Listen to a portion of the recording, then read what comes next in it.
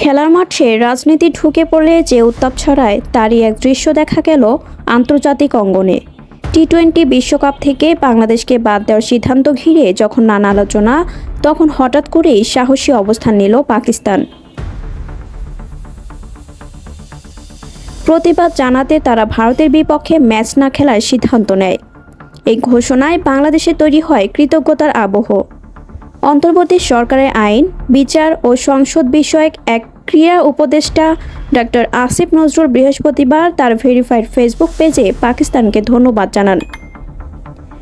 পোস্টে তিনি উল্লেখ করেন, পাকিস্তানের প্রধানমন্ত্রী শাহবাজ শরীফ মন্ত্রিসভার বৈঠকে স্পষ্ট করে বলেছেন, খেলার মাঠে রাজনীতির স্থান নেই, তাই বাংলাদেশকে বাদ দেওয়ার প্রতিবাদে ভারতের বিপক্ষে ম্যাচ বয়কট করা হবে।